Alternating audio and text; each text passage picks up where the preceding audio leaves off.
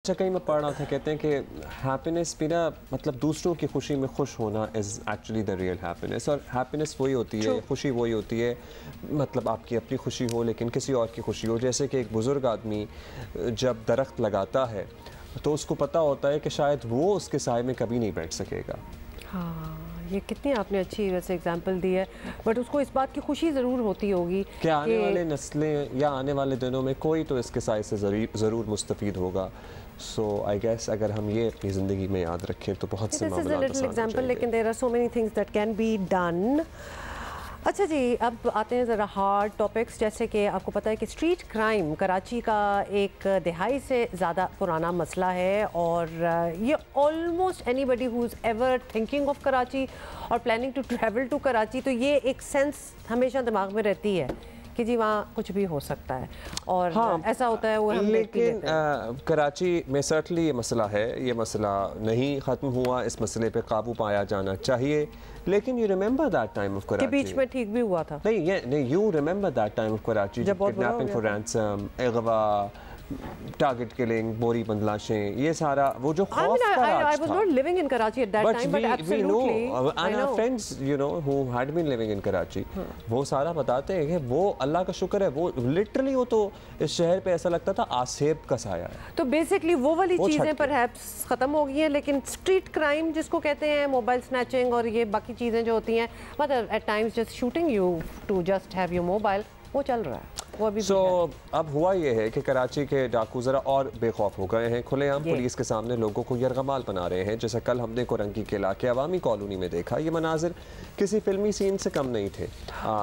मतलब दौरान डकैती पुलिस पहुंची तो दो डाकुओं ने खातून और बुजुर्ग को यरगमाल बना लिया।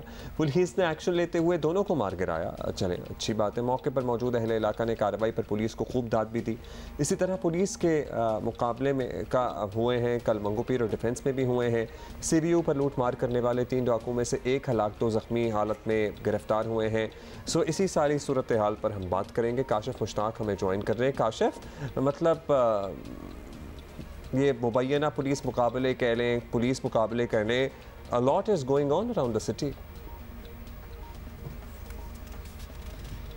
जी अब्दुल्ला एंड हुमा, आप लोगों ने बिल्कुल ठीक कहा है कि कराची में स्ट्रीट क्राइम जो है वो एक ऐसी चीज़ है कि जिसको कंट्रोल करना पुलिस के लिए एक बहुत बड़ा चैलेंज बना हुआ है। गुज़िश्ता रोज़ अवामी कॉलोनी से शुरू करते हैं कि अवामी कॉलोनी में एक लेबॉर्ट्री के अंदर 2 डकैत दाखिल हुए, लूटमार की करके वहाँ से जब निकल रहे थे तो इलाका मकीनों की जानिब से शोर मचाया गया। पुलिस ने इंतहाई महारत से और बर वक्त जो है वो कार्रवाई की। पुलिस की टीम करीब मौजूद थी, उन्होंने फौरी तौर पर जैसे ही रिएक्शन किया तो डाकुओं की जानिब से फायरिंग की गई। इस फायरिंग के नतीजे में एक पुलिस एहलकार ज़ख्मी हुआ। पुलिस की स्ट्रेटजी हम इसलिए बहुत अच्छी कह रहे हैं कि तमाम तर एहलकारों ने बुलेट प्रूफ जैकेट्स पहनी हुई थी, तो उसमें से एक एहलकार ज़ख्मी हुआ। जब ज़ख्मी हुआ तो उसके बाद पुलिस ने अपनी हिकमत अमली तैयार की और जो डाकू थे वो जो फुटेज मौसूल हुई है उसमें भी हम देख सकते हैं कि एक खातून को, एक बुज़ुर्ग को जो है वो यरगमाल बनाते हैं, फिर एक पुलिस एहलकार उनसे नेगोशिएट कर रहा होता है और साथ साथ जो है वो जब देखता है कि डाकू जो है वो एक इस लेबॉर्ट्री के बाहर मौजूद है और एक कुछ फासले पर है, तो पुलिस की जानिब से दोबारा से फायरिंग की जाती है और एक डाकू जो है मौके पर ज़ख्मी होता है, दूसरा जो है वो मौके पर दम तोड़ जाता है। जो ज़ख्मी होता है उसको जब पुलिस अस्पताल मुंतकिल कर रही होती है तो वो भी दम तोड़ जाता है। 2 डाकू इस मुकाबले के अंदर हलाक हो जाते हैं और एक पुलिस एहलकार ज़ख्मी होता है।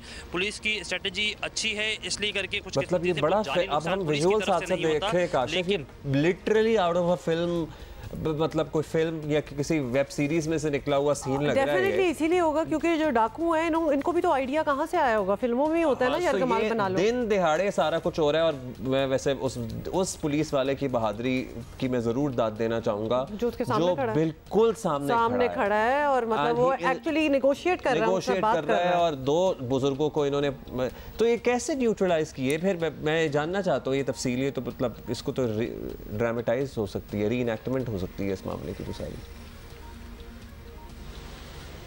बिल्कुल ऐसा ही है, मुख्तलिफ फुटेजेस सामने आई और ऐसा लग रहा है कि जैसे डाकुओं की जानिब से जब फायरिंग की गई, फिर उसमें एक वक्फा आया, फिर उसके बाद पुलिस की जानिब से नेगोशिएट किया गया, फिर फायरिंग भी की गई। तो ये तमाम तर इस चीज़ों को 5 से 6 मिनट, ये जो हमें वीडियोज़ मौसूल हुई हैं इसको आप देख सकते हैं कि 2 से ढाई मिनट की तो ये वीडियोज़ हैं। इससे पहले भी मुकाबला हुआ, इसके बाद भी पुलिस की जानिब से मुकाबला हुआ, जो फुटेजेस सामने आई हैं। देखा गया कि मुलजमान ने बड़ी आसानी से लेबॉर्ट्री में मौजूद अफराद को लूटने के बाद सुबह सवेरे जैसे ही बाहर निकले, इलाका मकीनों की जानिब से शोर मचाया गया और उसके बाद ये तमाम तर कार्रवाई अमल में लाई गई है। न सिर्फ यहाँ कराची के मुख्तलिफ इलाकों में स्ट्रीट क्राइम की वारदातों को रोकने के लिए पुलिस हिकमत अमली तो करती है, लेकिन पुलिस की जानिब से हमेशा से एक बात की जाती है कि कराची की जो आवाम है उनकी तादाद शायद ज़्यादा है, पुलिस की नफरी कराची के लिए कम है। अगर हम बात करें तो 700 अफराद के ऊपर एक पुलिस एहलकार तैनात किया जा सकता है। तो ऐसे में स्ट्रीट क्राइम को कंट्रोल करने के लिए दीगर फोर्सेस को भी सामने आना चाहिए। रेंजर्स की जानिब से कहा जाता है कि स्ट्रीट क्राइम का डोमेन जो है वो उनके पास नहीं है, लेकिन वो स्ट्रीट क्राइम के लिए काम करना चाहते हैं। तो अगर वो काम करना चाहते हैं तो उन्हें आगे लाना चाहिए। कराची में गुज़िश्ता 6 माह के दौरान 72 के करीब जो अफराद है वो स्ट्रीट क्राइम का निशाना बने और उन्हें कत्ल कर दिया गया। इसी तरह अगर मोबाइल फोन की बात करें तो अब तक 38,000 मोबाइल फोन जो है चोरी हो गए। वैसे तो कोई भी जगह ऐसी नहीं है कराची में जहाँ कोई रश और लोग ना हो, लेकिन सी view is a very popular place. वहाँ तो हमेशा ही एक आवाम होती है, तो वहाँ क्या हुआ? सिक्योरिटी भी ज़्यादा होती है। सिक्योरिटी भी ज़्यादा होती है। अब्दुल्ला बिल्कुल ठीक आपने बात की, सी व्यू की या डिफेंस की, इस तरह के पोश इलाकों की डायनेमिक्स बिल्कुल अलग होती है। जब हम कराची के दीगर शहरों की बात, कराची के दीगर इलाकों की बात करते हैं तो पुलिस की जानिब से कहा जाता है कि तंग गलियां हैं, मुलजमान लूटते हैं और फरार हो जाते हैं और वहाँ CCTV कैमरे मौजूद नहीं होते तो हम पकड़ नहीं पाते। लेकिन डिफेंस की, क्लिफ्टन की या सी व्यू की ये थोड़ी सी डायनेमिक्स चेंज है कि अगर आप वहाँ देखते हैं तो CCTV कैमरे भी मौजूद होते हैं, सड़कें भी चूँकि चौड़ी हैं तो मुलजमान को पकड़ा भी जा सकता है। ये गुज़िश्ता रात जो है वो एक मुकाबला हुआ, मुबैना पुलिस मुकाबला था। 3 इसमें पुलिस की जानिब से दावा किया जा रहा है कि मुलजमान थे जो शहरी को लूटमार कर रहे थे शहरी से, और इसी दौरान पुलिस की नफरी ने फायरिंग की है। लेकिन जब इसकी हमने मजीद छानबीन की तो हमें पता चला कि जिस शहरी से लूटमार कर रहे थे उसके साथ एक और शख्स मौजूद था, उसने इब्तदाई तौर पर फायरिंग की। तो ये अब थोड़ी सी कन्फ्यूजन है, लेकिन वहाँ भी पुलिस ने एंड टाइम पर पहुँची और पहुँचने के बाद फौरी तौर पर कार्रवाई की और कार्रवाई के अंदर एक मुलजिम को ज़ख्मी हालत में गिरफ्तार किया और दीगर 2 मुलजमान को गिरफ्तार किया है। तो ये तमाम तर सूरत हाल है। मुख्तलिफ इलाकों के अंदर पुलिस की जानिब से कार्रवाई की जाती है, लेकिन मोबाइल फ़ोन, मोटरसाइकिल आपकी गैर महफूज है। अगर आप कहीं भी किसी भी इलाके के अंदर, मैं समझता हूँ कि अगर हैं आप तो फौरी तौर पर आपको ये चाहिए कि आप अपनी हिफाजती इक़दाम करें। मोबाइल फ़ोन चूँकि ऐसी चीज़ है कि जो फौरी तौर पर जो है वो मुलजमान आते हैं और छीन कर ले जाते हैं।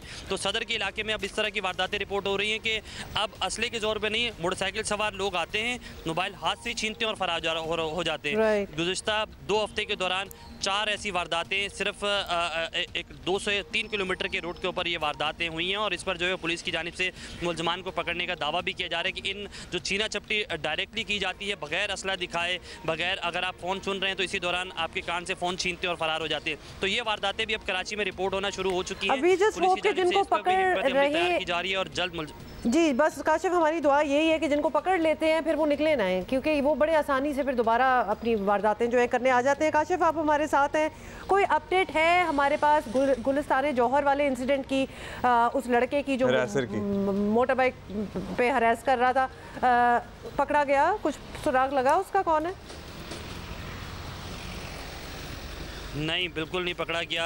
पुलिस से मैं रोज़ाना के बुनियाद पर रब्ता करता हूँ, पुलिस के अफसरान से भी बात हो रही है, मुतलका थाने गुलिस्तान जौहर से भी हमारी बात हो रही है, तो लेकिन कोई उसका क्लू नहीं मिला। पुलिस की जानिब से सिर्फ एक बात की जाती है कि चूँकि मुद्दई नहीं है तो इसलिए करके हम नहीं पकड़ पा रहे हैं, मजीद CCTV फुटेज हासिल कर लिए। पुलिस की जानिब से अब दावा किया जा रहा है कि 200 से ज़ायद फुटेज हासिल कर ली। अगर 200 से ज़ायद किसी शख्स की CCTV फुटेज हासिल कर ली गई हों तो उसके घर तक तो पहुँचे गए होंगे, अगर नहीं पकड़ा जा रहा तो पुलिस के लिए बहुत ज़्यादा चैलेंज है।